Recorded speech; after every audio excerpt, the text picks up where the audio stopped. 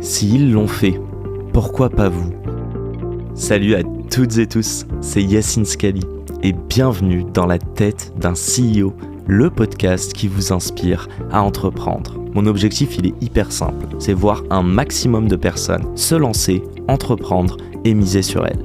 On sort une interview tous les lundis, donc n'hésitez pas à vous abonner dès maintenant. Et pour nous soutenir, ça vous prend 30 petites secondes. Je vous demande de nous laisser une note et un commentaire sur les plateformes d'écoute de votre choix. Encore une fois, un grand merci de nous écouter et n'oubliez pas, s'ils l'ont fait, pourquoi pas vous ? Bonne écoute à toutes et tous. Les amis, avant de vous présenter cet épisode, j'aimerais remercier notre partenaire. C'est Shift, la plateforme qui permet aux éditeurs de logiciels de se connecter à des dizaines d'outils financiers en un clic. Concrètement, Shift propose une API qui permet aux éditeurs de se connecter en quelques jours à des dizaines de logiciels comptables et financiers plutôt que d'y passer des mois. Alors si vous voulez comprendre l'enjeu stratégique de ces intégrations, ça tombe bien parce que j'ai reçu son CEO et fondateur, Gauthier Enrose, épisode 246. Il m'explique comment les intégrations transforment la rétention, l'activation et même la valeur business d'un SaaS. C'est d'ailleurs une des raisons pour lesquelles ils sont le partenaire intégration de choix de logiciels comme Pennylane, Conto, Cegid ou encore Axonote. Alors si vous aussi vous voulez offrir à vos utilisateurs des intégrations qu'ils demandent tout en laissant vos développeurs se concentrer sur le core product, je vous invite à aller faire un tour sur leur site shift.eu. Je vous ai mis le lien en description. Encore merci à Shift de nous soutenir dans notre mission, inspirer un maximum de personnes à entreprendre. Bonne écoute à toutes et tous.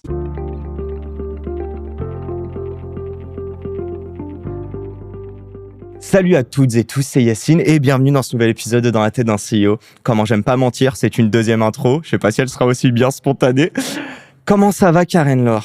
Ça va et toi, Yacine ? Il fait bien chaud sa race, on peut le dire. Il fait 32 degrés. Voilà, mais on va pas parler du temps. Vous allez juste admirer mes belles cuisses que je n'aime pas trop. Bref, on s'en fout. On n'est pas là pour parler de ça, on est là pour parler de toi. J'avais cette première question. Est-ce une bonne situation, ça scribe / entrepreneur avec un E / CEO dans la banque /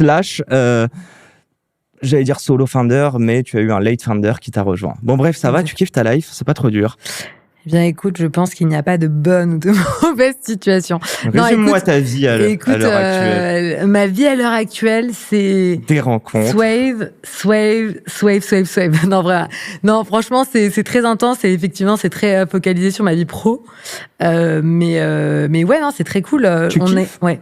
Non, mais vraiment. Alors, kiffer, je sais pas si c'est le terme, tu vois. Ok. Mais je kiffe overall la big picture de ce que je suis en train de faire. Mais au day-to-day, c'est intense. C'est de l'adrénaline ? C'est de l'adrénaline, c'est vrai. Et c'est un truc qui te nourrit, je caricature, peut-être tu fais des sports extrêmes ou d'autres choses, ou pas du tout. Et c'est dans ça que tu vas aller chercher l'adrénaline, les problèmes. Non, j'aime bien l'adrénaline. Alors, je dirais pas que je fais des sports extrêmes, mais oui, j'ai déjà sauté plusieurs fois en parachute. Oui, j'aime bien. Enfin, tu vois, j'ai fait quelques. T'aimes bien la mort, quoi. Enfin, la côtoyer pour te sentir supérieur. J'aime bien tutoyer la limite. Tu vois, j'aime bien tutoyer la limite. Mais oui, non, mais c'est sûr que de toute façon, tu te lances pas dans une création de boîte sur un secteur qui est le secteur bancaire, donc très complexe, réglementé, oligopolistique, face à des mastodons. Si t'aimes pas un peu prendre des risques et te mettre en difficulté, tu vois. Ça, c'est clair. On va en parler de tout ça, mais je vais quand même c'est la seule question qui sera carrée. Peux-tu me pitcher Swave ? Après, ça va partir en cacahuète. Après, ça va en cacahuète. Là, tu peux y aller. Ok. Eh ben, écoute, Swave, c'est extrêmement simple. C'est la première plateforme d'investissement qui est dédiée à la digitalisation des placements sans risque. En gros, tu as plein de plateformes d'investissement qui existent dans le digital, qui vont te donner accès à, je sais pas, des actions, des matières premières, des cryptos, etc. Plein de sortes d'actifs. Mais la classe d'actifs des placements sans risque, que la plupart des gens ne connaissent même pas, mais je vais développer un peu. Treasury bonds. Alors, ou non, c'est encore même avant, pas c'est exactement, le risk-free rate, mais ouais, c'est ça, okay. C'est le risk-free rate, mais on peut y donner accès via différents catégories de placement. Et en fait, ces catégories de placement-là, elles n'ont jamais été digitalisées. Si bien que si tu veux ouvrir un placement sans risque, donc typiquement un compte à terme, je sais pas si ça te parle, ce genre de placement, mais c'est un placement où tu vas devoir solliciter ton banquier par email à l'ancienne, lui demander combien tu me fais comme taux, tu négocies ta grille de taux, tu signes des papiers, tu vas à l'agence, enfin c'est vraiment et y a pas de transparence, il y a aucune transparence, aucune autonomie. Donc tu dépends du bon vouloir de ton banquier quel taux il a envie de te faire, est-ce qu'il t'aime bien. Enfin, c'est vraiment extrêmement discrétionnaire, non digital, et ça te prend une plombe. Donc nous, on vient te donner une expérience digitale pour ouvrir tes comptes à terme sur différentes échéances, tes livrets bancaires, tes fonds monétaires, en moins de 10 minutes, en ligne, aussi bien sur d'ailleurs de la personne physique, toi et moi, notre épargne, que de la personne morale, genre la trésorerie d'une entreprise, d'une holding, etc. Donc voilà ce qu'on fait chez Swave. Très clair, j'adore. Nous ne sommes pas sur BFM, dédicace à Lorraine.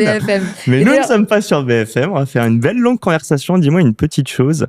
Déjà, attends, donne-moi 2-3 chiffres. Vous avez quel âge? Vous êtes combien? Vous avez commencé à commercialiser? Vas-y, je te laisse me raconter tout ça. Alors, ça fait 2 ans et demi, en gros, qu'on travaille sur ce projet-là. On a mis 1 an à lancer la première version de la plateforme, parce que c'est un business assez réglementé, etc. Donc, on a lancé la plateforme qui était utilisable live, comme on dit, en janvier 2025. Et là, depuis janvier, on existe complètement. On a commencé par la partie particulier. Et on a lancé en septembre la partie personne morale. Mais en gros, ce qui est drôle, ça. Okay. Ouais, c'est... Pourquoi le B2C d'abord avant le B2B? Excuse-moi, les deux étaient sur la roadmap. En fait, c'est plus que, tu sais, faut bien commencer quelque part quand tu lances un produit. Tu sais, on te dit toujours, faut lancer ton produit au moment où c'est pas parfait, sinon tu le lances beaucoup trop tard. Ouais. Donc, on avait finalisé le B2C avant le B2B. Et bon, bref, le B2B était plus long pour plein de raisons.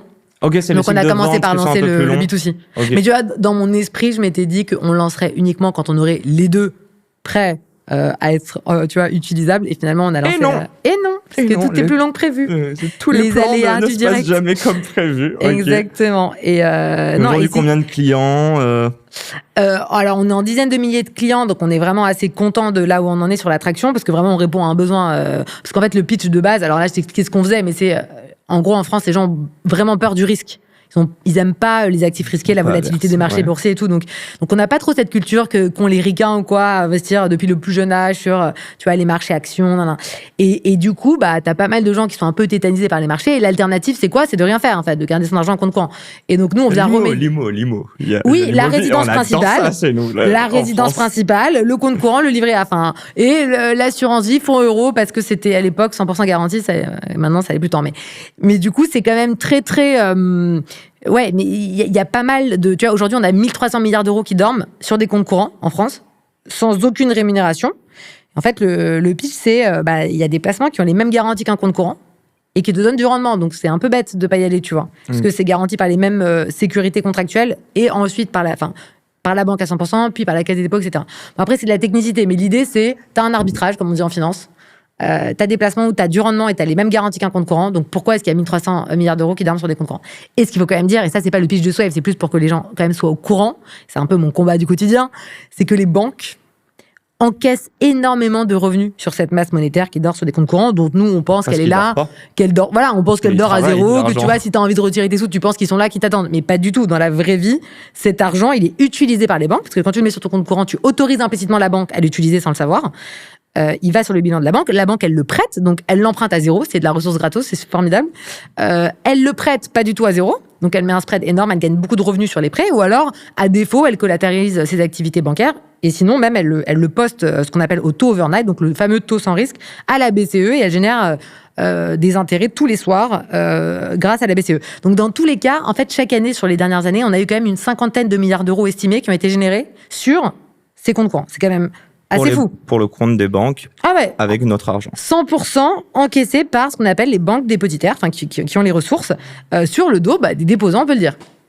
On peut le dire. Donc c'est ça, c'est ça, Imhotep. C'est ça qu'on vient combattre. On veut réfléchir ce rendement sans risque vers les déposants, quoi. C'est quoi le pourcentage là quand tu proposes des rendements sans risque? Enfin, des placements avec un rendement sans risque. Ouais, c'est une bonne question. En fait, tu vas pouvoir... nous, on monétise ce qu'on appelle toute la yield curve, donc la courbe des taux, aussi bien depuis un placement sans aucun engagement de durée, donc ce qu'on appelle les taux sans risque overnight, que dans la durée. Donc, si tu veux t'engager, par exemple, sur 3 mois, 6 mois, 12 mois, jusqu'à, par exemple, 5 ans, tu vas avoir une courbe qui est en général croissante. Bon, ceux qui ne me voient pas et nous écoutent ne voient pas ce que je fais avec mes mains, mais la courbe est croissante. Elle va vers le haut, là. Plus tu t'engages dans le temps, plus tu as un rendement intéressant. La plupart du temps, en gros. Voilà. Ça peut arriver que ce soit pas le cas, mais la plupart du temps, c'est le cas. Donc, aujourd'hui, tu vois, tu t'engages sur 5 ans chez nous, tu vas avoir jusqu'à 3% de rendement. En revanche, tu veux un truc parfaitement liquide et tu t'engages un jour, d'une certaine manière, tu vas avoir aujourd'hui à peu près 1,8% de rendement, ce qui est le taux sans risque qu'on appelle l'ester. Et ta banque, elle prend, là, aujourd'hui, à l'heure actuelle, nos banques. Nos banques adorées. Elles sont combien? Nos banques adorées, alors ça va dépendre de chaque banque, c'est une bonne question. Là, c'est une réponse un peu technique parce que chaque banque, c'est en fonction de la négo qu'elle a. Okay. C'est ce qu'elle peut faire ce qu'on appelle en réemploi. En gros, le compte courant, c'est de la ressource gratuite de cash, en fait, si on parle sans termes techniques. Elle va le réemployer, soit elle va faire du prêt, soit, tu vois, t'as des banques qui vont peut-être prêter de l'argent à 5%, d'autres à 3%, d'autres, et donc le réemploi et la marge nette d'intérêt qu'elles vont générer sur les ressources, ça dépend de chaque banque. Mais on peut dire à la grosse touche que c'est au moins égal au taux sans risque, parce qu'au moins, dans le pire des cas, elles peuvent le mettre à la BCE, au taux sans risque. Donc, en gros, c'est au moins 2%. BCE, c'est 2%? BCE, c'est 2% tous les soirs. En gros, la Banque Centrale Européenne, qui est un peu la banque des banques, tous les soirs, les banques peuvent déposer leur cash à la BCE et le lendemain, la BCE leur rend avec un intérêt au prorata du temps passé. C'est drôle, dit comme ça, c'est une dinguerie de te dire que nous, on place l'argent, enfin, je sais même pas de quand datent les comptes bancaires, mais à la base, c'est pour sécuriser. Ouais. Et en fait, ils font de l'argent overnight. Ouais, c'est ça. C'est une dinguerie. Et d'ailleurs, juste une mini parenthèse, tu dois la connaître, cette histoire. Moi, j'ai pas le nom de la boîte, mais il y a une banque dans la Silicon Valley qui a failli crasher, ou qui a craché, je dis ça, qui a pas failli, qui a craché. SVB, non, tu parles pas de ça? SVB? Enfin, Silicon Valley Bank. Ah ouais, si, c'est ça. Oui, bien sûr, SVB. Est-ce que c'est à cause de ça? C'est qu'ils étaient trop je sais pas dire en placement, en gros que la liquidité ils l'avaient pas et qu'à un instant T, il y a eu des voyants, j'ai l'impression au rouge, qui ont dit tous les clients, ils ont dit ok, on retire tous en même temps et ils avaient pas la capacité de payer. Merci, au revoir. Exactement. Donc SVB, ils ont fait faillite en 2 secondes. En effet, c'était un peu une dinguerie ce qui s'est passé. Et dans les grandes lignes, c'est ce que tu dis. Donc ils ont été victimes de ce qu'on appelle d'un bank run, quoi. Donc c'est-à-dire tout le monde a voulu retirer son cash en même moment. Perte de confiance. Sur des placements qui étaient, en l'occurrence, beaucoup de comptes courants, donc, où tu peux retirer ton cash sans préavis. Sauf que, comme on vient de le dire, le cash, il attend pas là, en dormant tranquillement. La banque, elle en fait quelque chose. Donc, si elle en fait quelque chose de trop engageant sur le long terme ou quoi, ce qui fait qu'elle peut pas te le rendre, là, elle est dans la merde si tout le monde vient récupérer. En l'occurrence, SVB avait plaqué tout le cash de ses clients sur des obligations américaines, enfin, je caricature un peu, mais sur des obligations américaines, des bons de trésor assez long terme, je crois d'horizon, je sais plus, 5-10 ans, enfin, quelque chose comme ça. Donc, quand tout le monde est venu récupérer, demander le cash, si, c'est liquide, c'est-à-dire que la SVB aurait pu liquider sa position dans le marché, revendre les obligations pour récupérer le cash des trucs. Mais il s'avère qu'à ce moment-là, les obligations avaient perdu de la valeur. Donc, leur valeur, qu'on appelle spot, donc la valeur des actifs à un instant T, était plus petite que ce qu'ils devaient restituer aux clients. Donc, t'avais un problème chez eux de mismatch, d'exigibilité. Donc, le cash était exigible à tout instant, mais en fait, les actifs dans lesquels ils avaient investi tu pouvais pas, voilà. Donc, oui, ils se sont, mais c'était, pour le coup, c'était nimp, cette histoire. Je savais même pas qu'une banque a le droit de faire ça. C'est un peu ça, c'est que nous, c'était mon point de départ, c'était de dire que, tu sais, on met notre argent, les yeux fermés en mode confiance, et je pense que si tu parles à nos grands-parents, c'est vraiment, genre, pour eux, c'est le gage de confiance. Et en fait, on t'apprend que du jour au lendemain, il y a des gens, ils font des dingues avec tes thunes, et tu peux ne plus les revoir. Bon, je crois qu'ils les ont revus. Après, ils ont le droit, les banques, de faire ça. Ils ont le droit de l'utiliser, c'est légal. Mais normalement, t'as un département des risques qui est en mode, oh là là, alors là, tu vois. Non, et puis même quand tu dis c'est légal, il peut pas tout prêter. Enfin, il y a qu'une partie. Et tu disais aussi que tu peux avoir des placements à 5%, d'autres plus long-termistes. Enfin, j'ai l'impression que là, ils ont pris trop de risques, non? Non, mais t'as raison. C'est-à-dire, en gros, ça a mal été géré. Si on reprend l'exemple d'SVB, le risque qu'ils ont pris sur le cash. Mais c'était pas illégal pour toi. Mais alors, faudrait regarder le détail de l'enquête qui a dû avoir certainement lieu là-bas. Mais je pense pas que la conclusion, c'était pas illégal. C'était juste mal géré. Et les départements des risques a peut-être pas opéré, en gros, n'a pas sonné la sonnette d'alarme, tu vois, mais... Bon, déjà, je te le dis depuis tout à l'heure, dès que tu parles finance, j'ai un énorme rectus, car en fait, j'ai fait des études et j'ai bien quitté tout ça. Et c'est une très très bonne intro.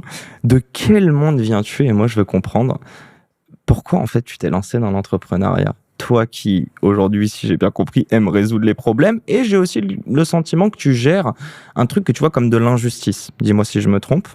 Ouais, totalement. On parle des banques. Totalement animé par cette... t'as ce sentiment d'injustice où j'ai l'impression que les gens se font avoir, en fait. À quel moment cette injustice, elle devient plus importante que le risque de, entre guillemets, parce que tu as commencé une carrière en plus, de niquer ta carrière. Désolé pour mon français. Non, mais en vrai, tu sais, c'est cette courbe de risk-reward et j'ai l'impression qu'à un moment, pour que tu te lances, le reward est plus important que le risque dans ta tête. Ah, c'est une bonne question parce qu'en fait, tu vois, dans le métier que je faisais avant, donc j'étais du coup employée dans une banque, dans les salles de marché d'une banque, j'étais un peu au cœur du système bancaire justement, qui m'a permis donc du coup aussi de comprendre les mécaniques dont on parle un peu, tu vois. T'as une sécurité, par exemple, aussi bien en termes de revenus, de salaire, de plein de choses, où en fait le risk-reward d'un point de vue, là, pardon, je repasse en mode mathématique, mais le risk-reward est meilleur dans une banque en tant qu'employé en salle des marchés quand t'es quant, etc., sur des postes un peu très bien rémunérés, que quand tu te lances dans l'entrepreneuriat. Donc en fait, Donc, tu vois, Donc, il y a de l'émotionnel qui doit rentrer en jeu. Ouais. Il y a un truc en tout cas, si tu mesures le risk-reward statistiquement avec des probabilités et tout, c'est sûr que tu as une meilleure espérance de gain sur de la salle des marchés plutôt que sur de l'entrepreneuriat. Ça, c'est clair. Donc, du coup, t'as raison. Où est-ce que ça se joue finalement? C'est peut-être pas complètement rationnel, d'ailleurs. C'est pas du tout rationnel. C'est pas du tout rationnel. Je te confirme à 100%. C'est pour ça que je parle d'une variable émotionnelle dedans. Ouais. Il y a eu un truc, est-ce que c'est devenu d'un ras-le-bol? Comment t'as découvert ça? Est-ce que, tu vois, on peut se faire plein de films, mais toi, ça t'est venu d'où, quoi? Puis après, je sais qu'il y a aussi l'étape de se lancer. On va en parler après. Mais... Ouais. Non, je pense que je pourrais pas te dire ça m'est venu tel jour où j'ai vu ce truc et je me dis cette équation me fait penser que tu vois. Donc c'était pas un truc si clair que ça. J'ai toujours pensé, et ça pour le coup il y avait même pas. J'ai toujours pensé, en tout cas tout au long de ma carrière et même avant, qu'on avait un sujet où les Français avaient extrêmement peur du risque. Et que ça serait hyper pertinent de pouvoir créer une plateforme qui monétise le rendement sans risque. Bon, ça, mais si tu veux, c'est une idée tellement évidente. Enfin, tu vois ce que je veux dire? On est d'accord, tu vois, je te le dis comme ça maintenant, tu te dis après faut le faire. Mais voilà. Donc voilà, donc l'idée et puis je pense que cette idée c'est une idée aussi que je suis clairement pas la seule à l'avoir eue, tu vois. Donc après par contre la question c'est est-ce qu'on le fait? Exact. Et est-ce qu'on le fait? À un moment cette idée, c'est même plus une idée, le problème, il devient trop gros pour toi, t'es obligé de le résoudre. Il y a que ça que tu vois tous les matins. Je sais. Regarde là, il y a des trucs qui connectent, tu dois avoir des images dans ta tête.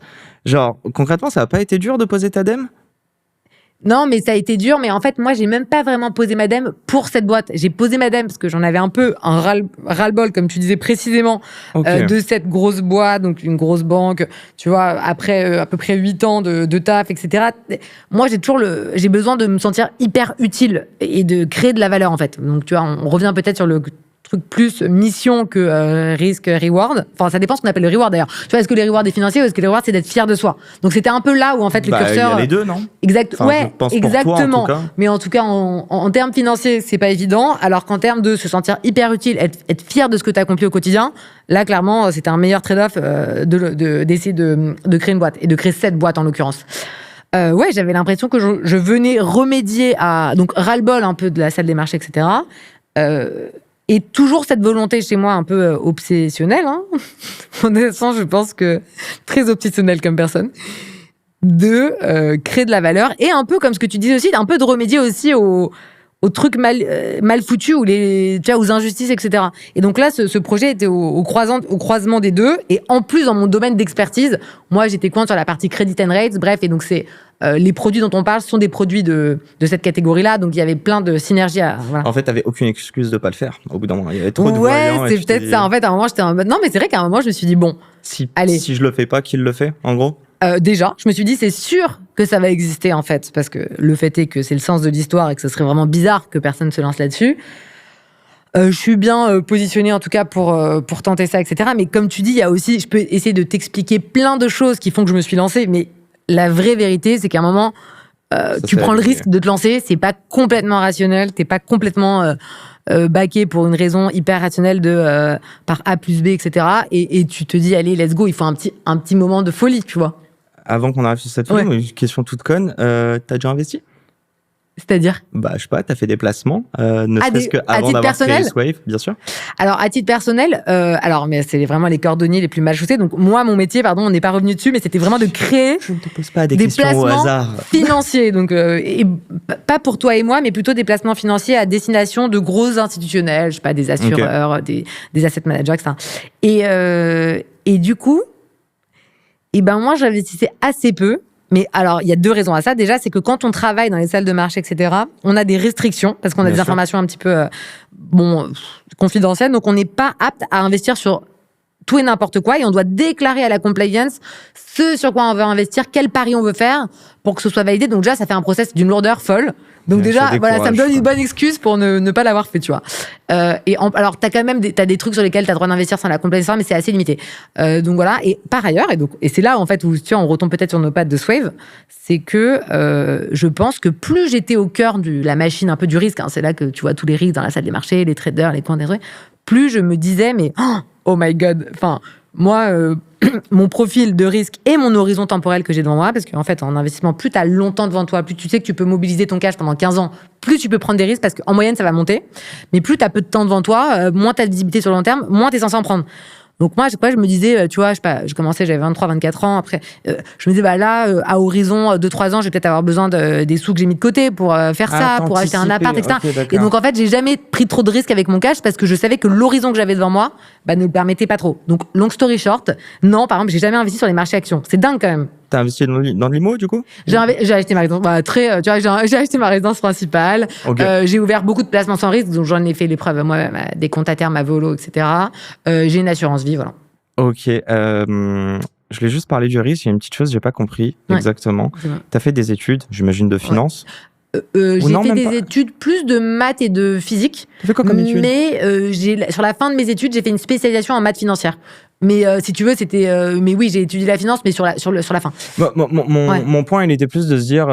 On n'est pas si yeux, donc on va pas faire les. On vieillit. Ouais, mais ça va. On se souvient de la fin de nos études, nos choix. Moi, je sais pas pour toi, mais trouver mon premier job, les stages de fin d'études, ça définissé ma carrière dans ma vie, dans ma tête. Ah, moi, pas du tout, justement. Je veux savoir, en fait, est-ce que quand t'as commencé, donc t'as passé combien de temps en salle de marché? À peu près 8 ans, un peu moins. 8 ans? Ah ouais, ok. Ah, quand même. Je ne suis pas si jeune. Non, mais bon, attends, t'as commencé avant moi. Bref, il y a pas une limite? Est-ce qu'il n'y a pas eu un moment où tu t'es dit, mais attends, j'imaginais pendant quelques années ça de ma vie professionnelle, et d'un coup, ça s'est effondré. Est-ce que c'est pas là aussi où le risque baisse parce qu'en fait, t'es plus heureuse au quotidien, quoi? Si, t'as raison. Si t'es plus heureuse au quotidien, le coût d'opportunité, il est pas dingue. De toute façon, tu perds pas le coût d'opportunité. Mais, je t'en prie pour cette reformulation. Non, mais en réalité, moi, j'étais pas du tout dans ce. Enfin, j'ai l'impression que toi, tu te dis, ouais, j'imaginais. Ah, moi, j'étais un bon élève et tout. Mais moi, je suis arrivée en finance de marché, mais par hasard total. Okay. C'était pas du tout mon plan. J'avais des potes en école d'ingé qui avaient, alors pour ceux qui ça va faire un petit écho, qui avaient bossé sur le HUL, qui est le gros bouquin de finance de marché sur lequel tout le monde travaille pour entrer en salle des marchés, depuis des années, qui connaissaient tout par cœur, qui connaissaient tous les modèles, etc. et qui sont évidemment, du coup, rentrés en salle des marchés comme une lettre à la poste et qui ont fait carrière et tout. Mais moi, c'était plus c'était un peu un hasard. J'étais en mode, que faire de mon stage de fin d'études? Moi, mon ambition initiale, donc tu vas voir, c'est vraiment très différent, c'était de retourner à mes premiers amours initialement, qui était le design, et notamment le fashion design, le dessin, la peinture et tout. J'aimais beaucoup les arts graphiques. Okay. Donc, tu vois, j'avais fait mon premier stage chez Dior, donc ça n'avait absolument rien à voir. Et puis après, chez Dior, j'ai pas trop aimé la vibe, mais c'était voilà. Et je me suis dit, tiens, je vais prendre une vibe hyper à l'opposé de Dior pour mon deuxième stage. Est-ce qu'il n'y a pas bon, j'ai pas ton deuxième stage, j'imagine que c'était très finance. Mais du coup, c'était là où j'ai fait mon stage de fin d'études et c'était là où j'ai fait mon métier après, tu vois. Je tire le truc, peut-être je me trompe. Est-ce que des années plus tard où tu deviens entrepreneur, c'est pas le moment où tu as pu retoucher à de la créativité, peut-être, que tu avais au tout départ et que tu n'as clairement pas eu, je pense, en salle de marché? Alors, t'en as quand même un peu en salle de marché. Ah, ok.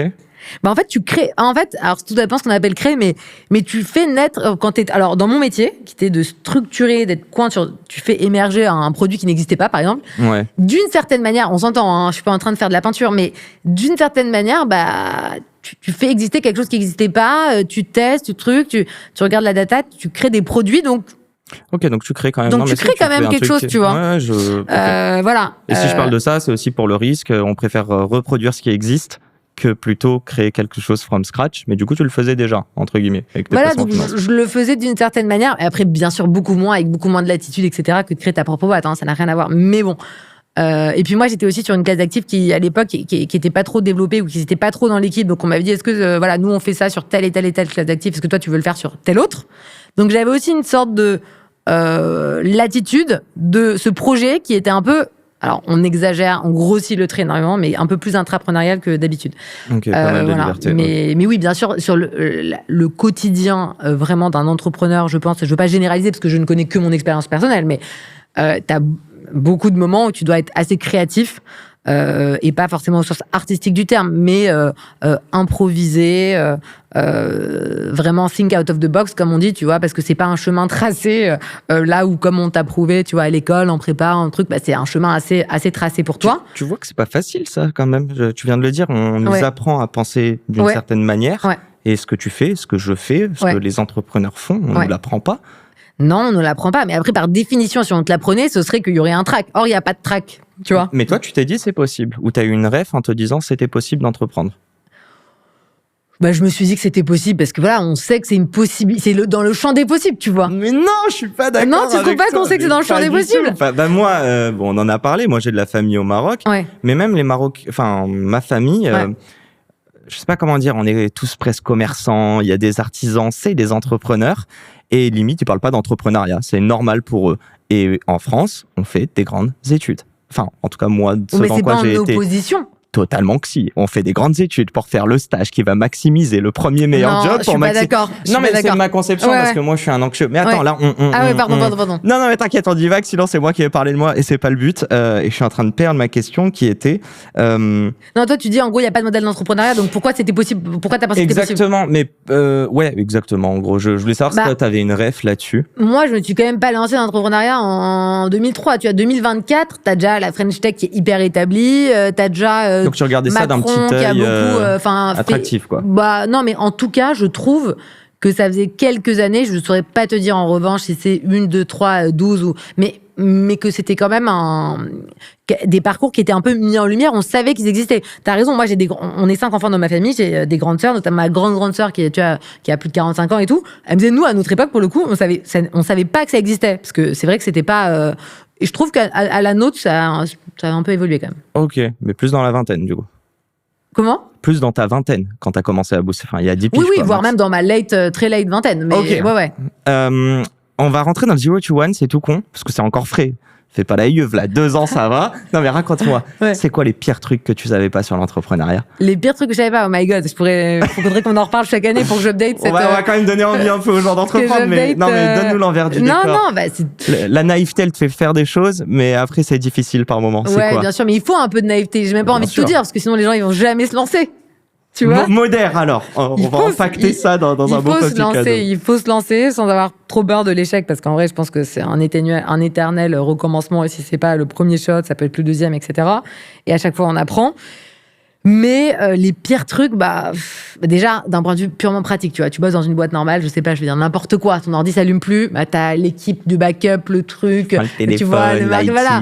Là, en fait, tu prends tes petites jambes, tu prends ton petit ordi sous ton bras, tu vas à l'Apple Store, enfin, en gros, voilà, tu dois tout faire, en fait. Avoir personne sur qui compter, surtout dans les débuts, c'est dur. Ou pire, avoir des gens, mais ne pas pouvoir leur infliger, en fait, ton stress, quoi, être tellement responsable. C'est dur, ça, ou pas? Ouais, c'est dur de devoir aussi gérer des choses qui, au quotidien, ont pas une valeur ajoutée folle. Et toi, tu te dis, mais moi, en fait, j'ai beaucoup de valeur ajoutée sur ça, mais je dois aussi faire ça, qui sert à rien. Enfin, alors évidemment, au fur et à mesure, exactement, au fur et à mesure que le temps passe et que tu t'entoures d'une équipe et tout, c'est de moins en moins vrai.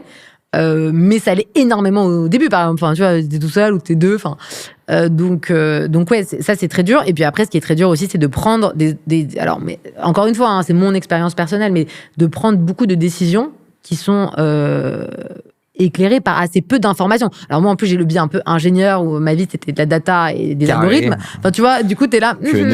Comment décider sur cette intuition? Enfin, donc il y a beaucoup de décisions que tu prends de manière un peu non éclairée. Et moi, je trouve ça très difficile, en fait. Je reprends le mot que tu as utilisé, intuition. Moi, je parle souvent de gut feeling. J'ai l'impression, dis-moi si je me trompe, que les expériences, les années, les mois, pour toi, bientôt 2 ans, quoi, d'entrepreneuriat. Est-ce que juste être un peu plus serein, ça veut pas dire que tu as les bonnes réponses, hein, mais que tu apprends à mieux t'écouter et que quand il y a des signaux faibles que tu n'arrives pas à expliquer, tu conjugues avec et tu les mets en avant, quoi. Tu vois ce que je veux dire? Attends, pas tel... Enfin, donc là, tu... Est-ce qu'il y a 2 ans, quand tu t'es lancé, tu te rends compte que tu as pris du temps à prendre des décisions? Que maintenant, je peux prendre plus vite parce que je m'écoute mieux et qu'en fait... Sans avoir la causalité, c'est de la relation de cause à effet, ok, c'est cartésien, c'est carré, quoi. En mode, je sens que là, ça sent pas bon. Sereine, quoi. Ça sent pas bon. Alors, je pense que écouter mieux peut-être mes intuitions, oui, je pense. Ok. Mais alors, je pars de loin, hein. Parce que moi, j'ai vraiment besoin de confirmer dans des observations. Enfin, mais alors ça veut pas dire que j'ai toujours été une personne assez intuitive par ailleurs, mais je trouvais que ça suffisait pas pour. Enfin, tu vois ce que je veux dire? Tu doutes? Bien sûr, mais toi, tu doutes pas tous les jours? Non, jamais. À d'autres. Non, mais pas comme je suis serein, comme mec. Non, mais en fait, j'ai des intuitions. Et d'ailleurs, tu vois, Swave, en soi, c'est une intuition de se dire, OK, les Français ont besoin de placements sans risque, ils le savent pas, ils savent même pas ce que c'est, mais je vais leur expliquer. Après, tu cherches à confirmer ou à infirmer, d'ailleurs, souvent avec des biais, ce qu'on appelle les biais de confirmation, tu vois. Je veux peut-être, j'ai l'intuition que A ou que B, mais en fait, je pense que c'est quand même A plutôt que B. Est-ce que je vais pas que trouver des signaux et de la data qui me confirment que c'est A, tu vois. Bon, donc bien un peu de confirmation, etc. Mais ouais, moi, je suis un peu obsédée par les biais et tout, mais donc mais assez de victoire pour continuer, en tout cas, et te dire, OK, j'ai raison. Quand je dis j'ai raison, c'est que je prends des décisions, par moment, je suis pas sûr, mais les résultats t'ont quand même mis en confiance, non? Ouais, bien sûr. Après, tous les jours, tu prends plein de micro-décisions. C'est pas non plus... ah oui, ça peut arriver. Non, mais ça peut arriver que tu aies des décisions hyper structurantes à un instant T à prendre, et c'est genre, soit ce chemin, et ça va un peu changer le cours des choses. Mais tu vois, quand tu as dit B2C et ensuite B2B versus faire les deux en même temps, ça, typiquement, est-ce que ça a été une décision où ça a pris du temps avant d'arriver et enfin de la prendre? Est-ce que je vais aller plus loin? Tu étais sereine ou tu doutais quand tu as pris cette décision? Alors, tu vois, le fait de lancer l'un avant l'autre, en fait, quand j'ai compris la temporalité de shipper des produits bancaires, etc., et que je l'ai vécu au quotidien et que à chaque banque, tu as le département de la compliance, des risques, du commercial, 60 000 comités, 60 000 validations, la pénétration, enfin bref, je te passe les détails. Et j'ai compris le truc, j'étais en mode, OK, bon, déjà là, on peut lancer ça, on va y aller, tu vois. Donc, pour le coup, j'étais assez sereine sur le fait de démarrer par l'un des deux, là où dans mon projet, dans mon exercice de pensée, je voulais démarrer avec les deux en même temps. Non, ça c'était... Après, t'as des trucs qui make sense, en fait.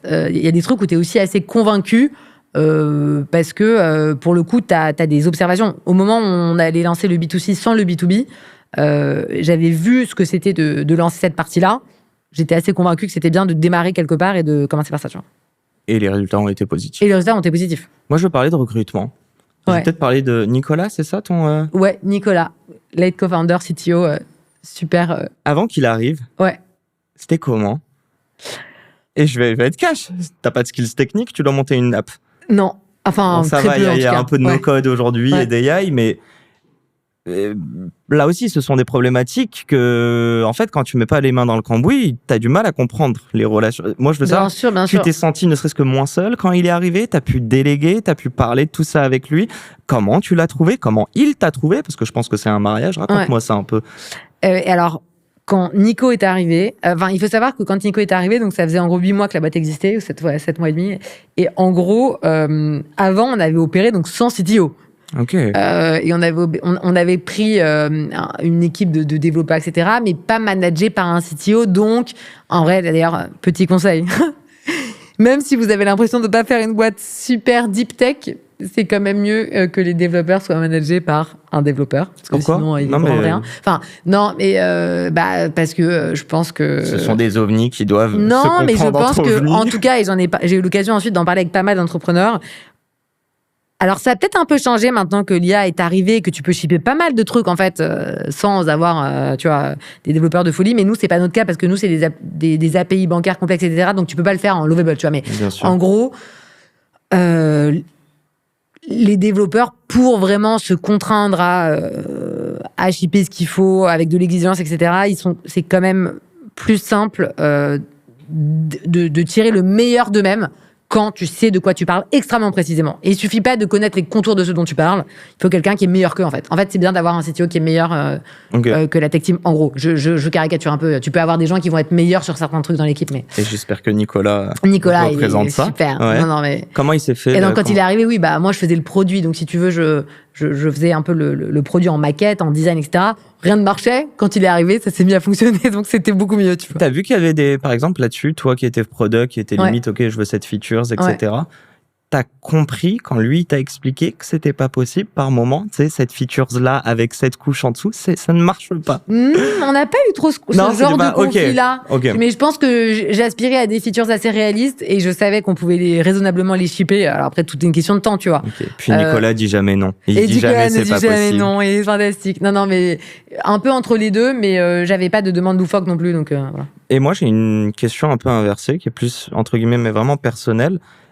Tu ressens quoi, je m'explique, quand Nicolas te rejoint? Est-ce que tu as l'impression que c'est quelqu'un qui te fait confiance? Est-ce qu'à l'inverse, tu as l'impression que c'est à toi de lui faire confiance? Et voilà, je veux comprendre vraiment comment tu le vis, quoi, émotionnellement. Est-ce que c'est un truc qui t'excite? Est-ce qu'à l'inverse, tu dis, putain, faut que je sois à la hauteur? À quel niveau? Ah waouh, c'est deep. Non, mais en gros, c'est toujours un peu pareil, je dirais, dans le recrutement. Alors, je peux faire un deep dive si tu veux sur Nico. Salut Nico, on a parlé de lui pendant. Quand tu choisis quelqu'un a priori, puisque tu as le luxe de pouvoir choisir quand tu es CEO, c'est que tu te dis que c'est la bonne personne, donc tu mets beaucoup d'espoir. Avec tous tes biais de confirmation. Voilà, tu mets beaucoup d'espoir dans cette personne. A priori, tu as eu un bon feeling, et puis après, tu as confirmé avec des interviews plus quantitatives, mesurables. Alors, sur la partie technique, c'est quand même plutôt pas trop horrible de faire un assessment des compétences, parce que c'est assez mesurable. Il y a d'autres métiers, lignes métiers, où c'est plus difficile, tu vois, de mesurer peut-être la compétence, etc. Mais en tout cas, donc, il est arrivé, donc oui, super confiance, je me dis qu'il est trop fort et que ça va être top, etc. Et puis après, dans les faits, évidemment, la confiance professionnelle, dans les deux cas d'ailleurs, ça se gagne. Donc en fait, je sais pas, je vais dire n'importe quoi. Je sais pas, tu vérifies 1 fois, 2 fois, 3 fois, 4 fois, en gros, ce qu'il fait, est-ce que les timelines sont tenues, est-ce que y a pas de bug et tout. Moi aussi, parce que je faisais beaucoup de tests pour débugger les produits et tout. Une fois que tu l'as fait N fois et que tout roule, tu fais confiance à la personne. Mais j'ai envie de dire, c'est pas l'entrepreneuriat, c'est même la même chose dans une boîte quand tu formes quelqu'un. Moi, c'est en amont, c'est plus comprendre. On parle de drague, on peut y aller là-dessus, c'est de la drague. Voilà. Moi, professionnel, Pour vous, c'était d'égal à égal? Il n'y a pas un moment où tu t'es dit, je suis entre guillemets petite, je viens de créer ma boîte. Bien sûr. Même carrément, est-ce que tu pouvais le payer ce qu'il était payé avant? Ou est-ce que les stock options ou de l'equity direct auraient compensé ça? Enfin, tu vois ce que je veux dire? Ouais, je vois ce que tu veux dire. C'est un peu irrationnel. De toute façon, quand t'as un employé de te dire, je vais aller bosser dans une boîte où ils sont 1 ou 2 ou 3, pourquoi, tu vois? Alors que t'as des boîtes où tu sais que t'auras de la sécurité de l'emploi, bien plus, avec une meilleure longévité, un meilleur salaire, tout meilleur, tu vois. Mais en réalité, déjà, quand t'as j'avais eu la chance d'avoir pas mal de personnes qui avaient apply pour être CTO, c'est que déjà ils savent à peu près dans quoi ils s'embarquent, donc ils ont ce thrill de vouloir. En fait, ne serait-ce que voir toutes les applications. Ça tu t'es dit, ah ouais, on est hyper attirant. Non, mais c'est même pas ça, c'est que tu sais, en gros, là, tu te dis, oui, t'es un peu en position de faiblesse, t'es une toute petite structure, etc. C'est complètement vrai. Mais déjà, les gens qui vont postuler le font pour ça, parce que sinon, ils iraient postuler, tu vois, dans une grosse boîte du CAC 40. Mais en fait, je suis d'accord. Ils le font parce qu'ils trouvent ça cool de créer de la valeur de zéro, ils trouvent ça cool de prendre ce risque-là. Et du coup, je pense en tout cas que c'était dans cette perspective-là que les CTO, dont Nicolas, avaient postulé. Ils trouvaient ça trop cool de shipper un produit de zéro. Mais oui, après, c'est une drague mutuelle. Est-ce qu'on se fait confiance? Après, moi, c'est extrêmement... En fait, il y a 2 trucs, je pense, moi, en tout cas. Est-ce qu'on se fait confiance? Est-ce qu'on a l'air de s'inspirer confiance? Et moi, c'est extrêmement important. Je suis une personne quand même très transparente, loyale, etc. J'aime pas trop qu'on me la mette à l'envers. Et je suis... ensuite, je suis assez, comment dire... Rancunière. Rancunière, c'est exactement ce mot-là que je cherchais. Et le deuxième truc, c'est la compétence. Parce qu'après, voilà, et c'est même pas besoin d'être un peu ingénieur ou quoi. Soit les gens sont très bons, soit ils sont pas très bons. Et ça, en fait, c'est assez oui ou non, quoi. Et c'est l'humain le plus galère chez Watt? Comment? C'est l'humain le plus galère au quotidien? Je sais pas si c'est l'humain, mais... peut-être en externe aussi, ne serait-ce qu'avec vos clients, la compliance, etc. Mais... Oui, c'est toujours... Alors après, oui, c'est toujours... On retombe toujours sur des problématiques humaines, tu vois, les decision makers qui peuvent te dire oui ou non pour telle ou telle chose, tel ou tel partenariat. À la fin, c'est quand même un humain qui prend les décisions, en tout cas, so far. Donc oui, à la fin, c'est toujours la gestion de l'humain qui est la plus compliqué, convaincre des employés de te rejoindre, convaincre des investisseurs de te faire confiance, convaincre des clients d'utiliser ton application. Donc, à la fin, c'est toujours tout est de l'humain. D'accord? Donc, je sais pas à quoi tu pensais, mais... Ah, mais oui, totalement. Je considère, en fait, quand je vois 8 ans en finance de marché, j'ai l'impression que ça l'est moins. Mais potentiellement, c'est cette partie que tu kiffais. Peut-être, je sais pas, c'était je sais pas si c'est de convaincre de mettre en vente un nouveau produit à tes supérieurs, mais... Non, t'as raison, c'est vrai que c'est moi. C'est vrai que dans mon métier d'avant, c'était quand même beaucoup plus toi et ton ordinateur, et est-ce que ton Sharpe ratio est en belle forme? Mais c'est vrai que c'était beaucoup moins humain. T'as raison. Attends, Sharpe ratio, je crois qu'il y a de l'écart type. C'est prix sur... Non, c'est quoi déjà? C'est rendement sur vol. C'est le rendement sur la volatilité réalisée. Ouais, c'est pareil, c'est écart type, volatilité, ouais, c'est écart type au bien carré. sûr, non, c'est ça. C'est en gros, si tu risques par une unité de volatilité, combien tu peux avoir de rendement? Parce que tu vois, si t'as un super rendement mais que t'as une volatilité de ma boule, c'est pas la même chose que si t'as un super rendement mais que t'as une petite volatilité. Tu préfères avoir le moins de volatilité. C'est la proportionnalité. Exactement. Okay. Bon, bref. Et donc oui, le plus dur, alors je vais même aller peut-être plus loin, le plus dur, je dirais que c'est même, le recrutement des bonnes personnes. C'est très dur. Est-ce que dans le plus dur, c'est le plus kiffant aussi? Oula! Non, je dirais pas que c'est le plus kiffant, la partie recrutement. Ce qui est le plus kiffant, c'est qu'une fois que tu as onboardé la personne et qu'il s'avère qu'elle est très compétente, etc., ce qui, moi, n'a pas toujours été le cas, j'ai fait plein d'erreurs aussi, Là, c'est génial. Donc c'est le processus de recrutement, c'est long, c'est pénible. Il faut voir 100 personnes pour avoir 40 réponses pour te rendre compte qu'il n'y en a que 12 qui sont bien. Enfin, tu vois, c'est un entonnoir très long, quoi. T'as chié des recrutements ? Oui, bien sûr. Normal. D'ailleurs, j'en parlais, toi, dans un groupe d'entrepreneurs et tout le monde échangeait sur un peu les stats, etc. Et je me suis rendu compte et tout le monde disait, ouais, moi, c'est 50% où je me trompe. Moi, c'est 70%. Moi, c'est truc. Et c'était assez rare. Je pense que le meilleur en recrutement, il était en mode, moi, je me suis chié sur un tiers, 33% de recrutement. C'est énorme. Et c'était le plus fort, tu vois. Parce que il y a pas de secret sauce, quoi. C'est donc en fait, autant de personnes que de variables différentes. Ouais. Et pourtant, t'as fait des longs process, t'as fait des trucs. Ouais. Allez, un peu d'humilité. Quelle est ta part de responsabilité dans l'échec de ces recrutements ? Non, mais bien sûr, total. Non, mais je veux dire, total. Enfin, tu vois, en fait, c'est moi qui finis par choisir, donc.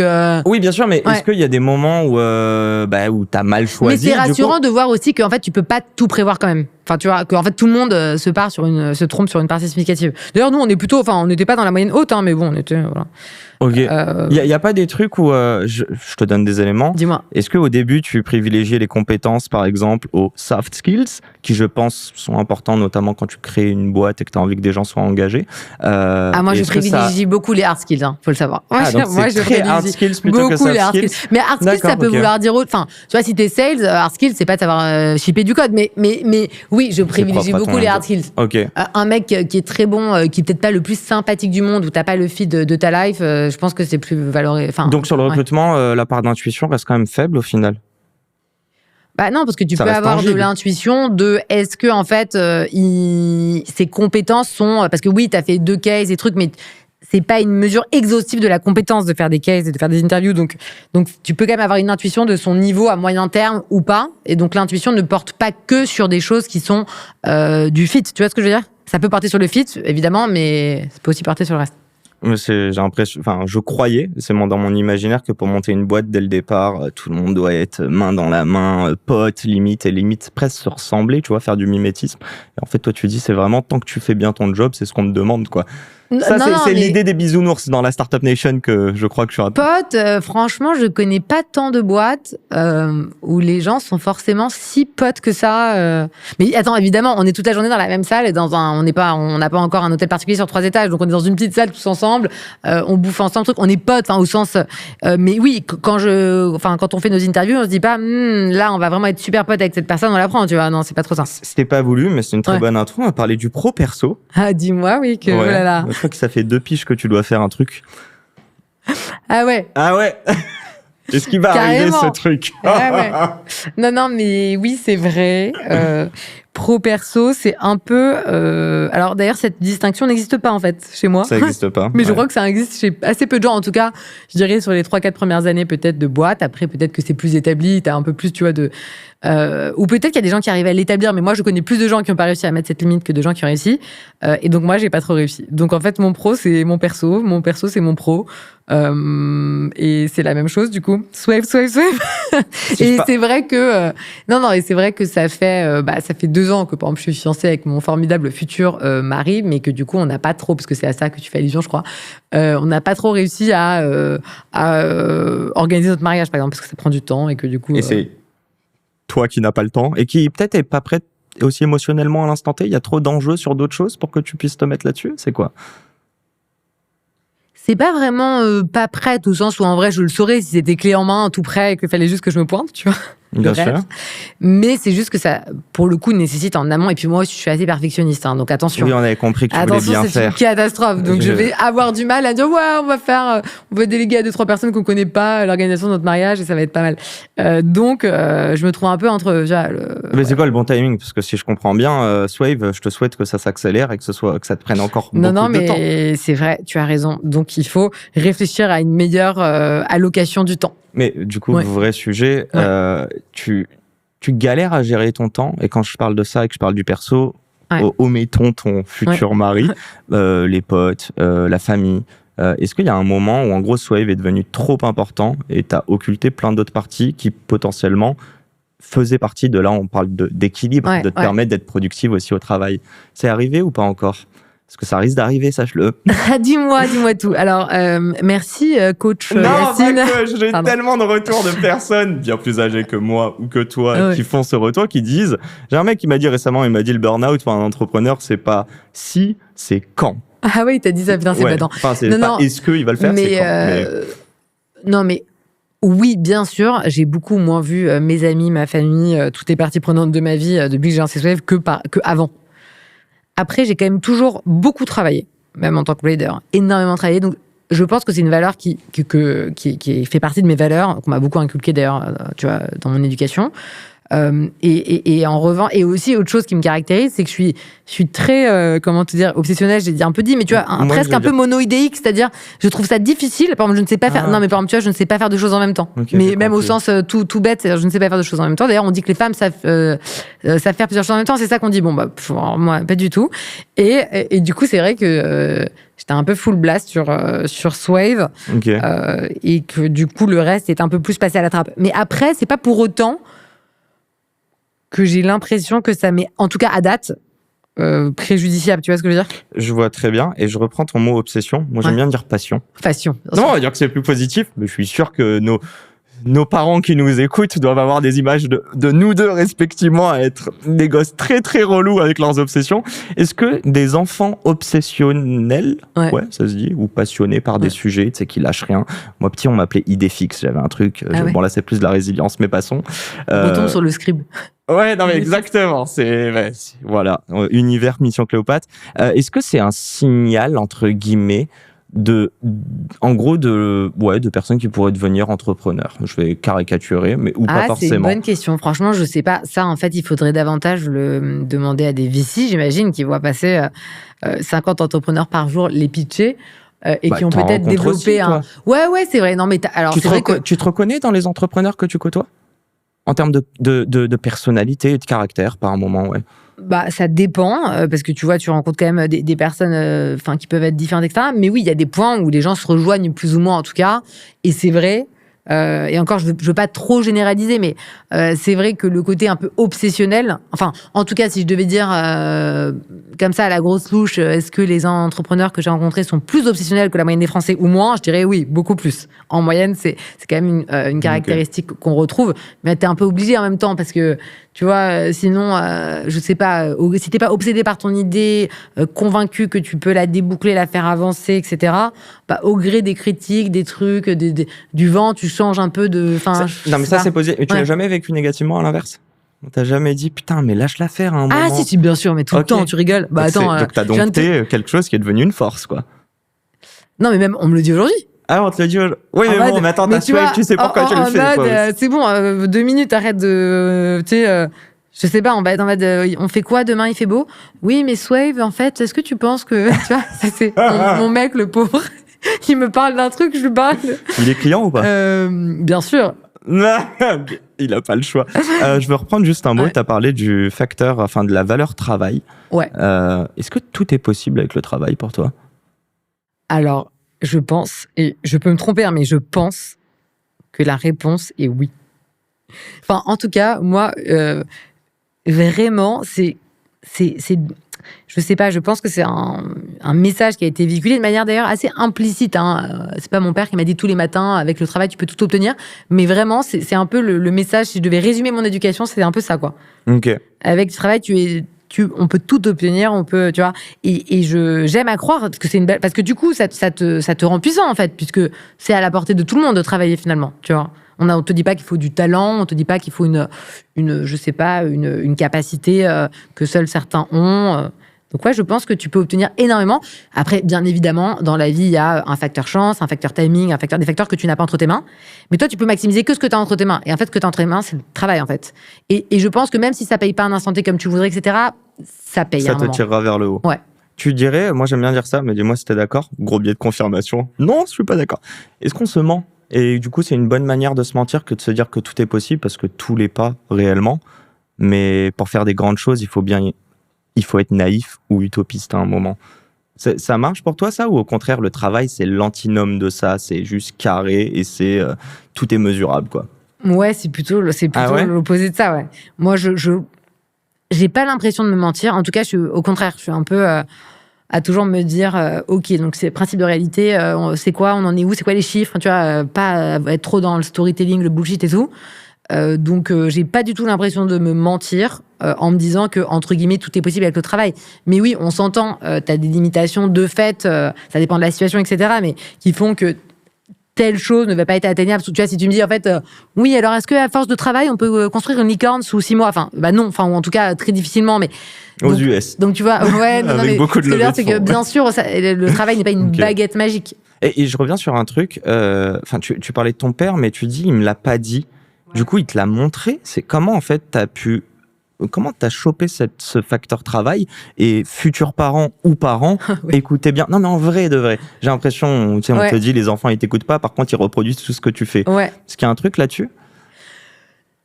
Je sais pas. Déjà, je suis pas parent moi-même. Mais en tout cas, ma sensation, c'est que quand t'es enfant, quand même, tu comprends bien ce qui rend fier tes parents, en fait. Tu vois ce que je veux dire?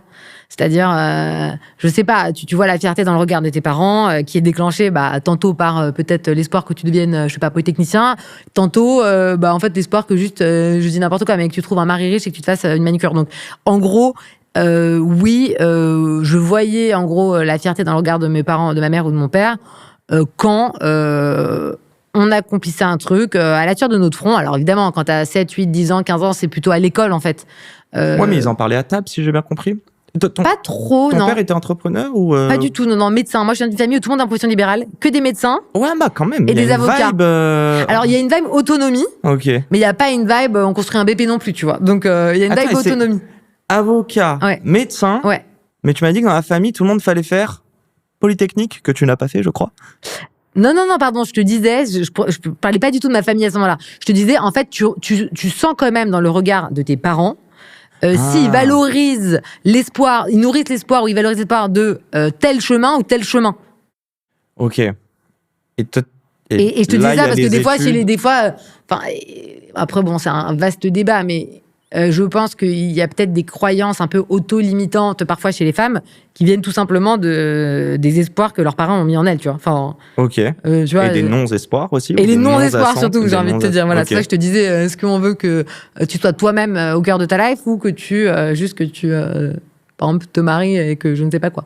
Est-ce qu'on peut entreprendre avec un gros facteur travail? Je pense que je connais aucun entrepreneur qui réussit sans le travail, donc ça, on va le balayer. Mais est-ce qu'il faut pas du courage, de l'audace pour se lancer? Est-ce que, non mais vraiment, tu vois, je le dis même de manière solennelle, et j'ai l'impression que t'es pas d'accord, toi. Si, non mais bien sûr. T'as l'impression de faire un truc de ouf juste avec l'entrepreneuriat ou pas forcément, toi? Genre, limite, t'as l'impression qu'on te renvoie par moment que c'est ouf, alors que toi, tu trouves pas ça ouf? Ouais, non, je n'ai pas du tout l'impression de faire un truc de ouf. Enfin, non, mais en fait, tu sais, t'es un peu le nez dans le guidon, t'es dans ton truc, toi, tu veux que ta métrique, elle arrive là, que ta courbe, elle arrive là. Enfin, et peut-être que t'auras l'impression a posteriori si t'as atteint je ne sais quel seuil ou je ne sais quel objectif symbolique. Mais quand t'es en train de cheminer vers ton objectif, je sais pas si t'as l'impression. Enfin, non, pas trop, non. Ok. Et tout à l'heure, on parlait d'utopie et tu me disais non, moi, c'est du travail. Ouais. Il y a un rêve secret que tu as où tu doutes énormément de. Donc, je parle par rapport à Swave. Est-ce que tu as un rêve de ce à quoi ressemblerait Swave dans 10 ans? Mais limite, si j'ai l'impression, s'il existe, tu me le dirais même pas. Garde-le pour toi, tu vois, mais est-ce qu'il y a ce truc-là? Non, mais bien sûr, attends, il y a un énorme. L'ambition, elle est très grande, comme je te disais au tout début, c'est-à-dire, on veut disrupter le marché bancaire, on veut que les gens qui n'ont jamais capté de rémunération sur leur dépôt captent la rémunération sur leur dépôt en 5 minutes. Enfin, on veut changer le système, en fait. Donc oui, moi, mon ambition, c'est que tous les Français, dans 10 ans, puissent capter de la rémunération sur leur dépôt via notre plateforme en 5 minutes et qu'en fait, à minima, rétablir ce tweak du système qui est beaucoup trop favorable aux banques qui sont déjà suffisamment riches comme ça, en vrai. Donc ouais, c'est presque une mission sociale, tu vois, tu l'as chiffré à ce stade, entre guillemets. Hein. Tu dis tous les Français. Bon, je pense pas que tous les Français aient des comptes, mais allez, peut-être 50 millions ou 40 millions, je m'en rends pas compte, mais t'as chiffré ça? Bon, je pense pas que tu veuilles couvrir 100% Enfin, tu voudrais, mais je sais pas si c'est réalisable. En fait, c'est même mais t'as chiffré, tu t'es mis un objectif en tête. T'es obligé de toute façon, de chiffrer un peu, de faire des projections, best case scénario, worst case scénario, etc. Donc bien sûr qu'on a chiffré. Bien sûr, d'ailleurs, l'ambition n'est même pas. Enfin, on parle encore une fois d'ambition et ça dépend du déroulé, mais n'est même pas de rester uniquement sur la France, mais potentiellement il y a bien d'autres pays qui ont cette problématique en Europe. pas trop dans d'autres pays, pas trop aux États-Unis, etc. Mais en Europe, tu as plein de pays qui ont ce sujet-là de rémunération du cash dormant. Donc ouais, on l'a chiffré. Bon, je t'enverrai mon BP après ce podcast, Yacine. Tellement drôle. Et c'est ma dernière question parce qu'on est en train de croquer le temps. Je vais parler de richesse, 30 secondes. Tu seras riche quand par rapport à l'expérience, enfin l'activité entrepreneuriale avec Swave? Tu te laisses combien de temps pour capter la valeur de la richesse que tu crées?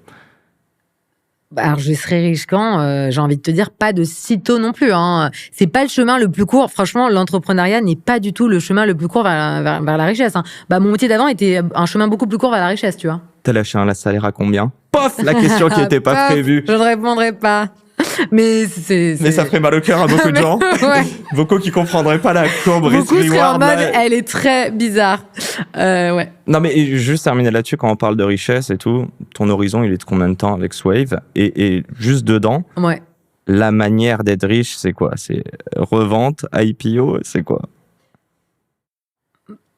Effectivement, quand tu crées une boîte tech, soit tu la revends, soit tu IPO. Enfin, donc là, tu couvres le champ des possibles, en fait. Après, il y a plein de possibilités dans le cas. Alors, IPO, c'est quand même très, très rare en France, malheureusement, d'ailleurs, de plus en plus rare, en gros, sur les statistiques nationales et tout. Donc, la plupart du temps, c'est quand même plutôt l'autre.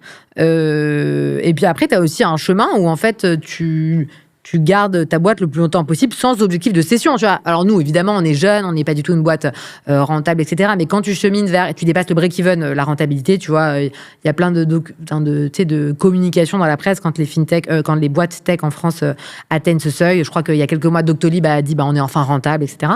Donc tu vois, c'est long parce que Doctolib, c'est pas tout jeune non plus.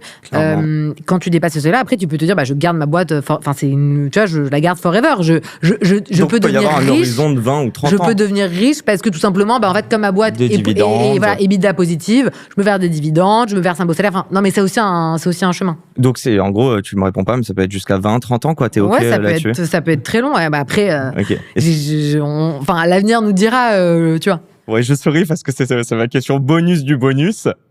Demain, tu revends. Hors de question que tu revendes à une banque tradie. Hein. Ah, putain. Allez, je te laisse là-dessus, Karen Laure. Et un grand merci. Bien sûr que tu dois répondre. Ouais, franchement, c'est plutôt non. Parce que, en fait, à date, d'ailleurs, on a... Enfin bref, bon. Mais les banques nous rachèteraient, je pense, bien plus pour nous faire fermer que pour nous faire vivre. Et là, tu voulais nous nacher. Alors qu'on a envie, quand même, quand on crée une boîte, de la faire vivre. Tu vois ce que je veux dire? Alors, bon, après, évidemment, non, mais là, il y a tellement de sous-questions à répondre, mais... Et ok, j'ai cru comprendre que tu allais te lancer sur un... D'ailleurs, on a eu des approches comme ça. Non, mais on laisse le bénéfice du doute. Alors, un grand merci. Merci, Yacine. On le dit, on le répète, il faisait 35 degrés, donc si on brille ou quoi, c'est pas de notre faute. Très, très chaud, ouais. Voilà, et allons faire des thunes et faire de notre monde un monde meilleur. Oh là là, c'est magnifique. Ça. Et placer son argent sans risque sur Swave. Alors voilà, ça c'était son mot de la fin. Moi, mon mot de la fin, c'est merde à toutes les personnes qui entreprennent, qui misent sur elles pour impacter notre société positivement. Oh, comment c'est pompeux. Non, force à vous. À très vite pour un nouvel épisode. Ciao, ciao. C'est la fin de cet épisode. S'il vous a plu, prenez 30 secondes pour nous laisser un commentaire et une note sur la plateforme d'écoute de votre choix. On a encore des dizaines d'épisodes en stock, donc je vous laisse fouiller. Et d'ici là, n'oubliez pas, s'ils l'ont fait, pourquoi pas vous? Encore une fois, un grand merci de nous avoir écoutés et à très vite pour un nouvel épisode. Ciao.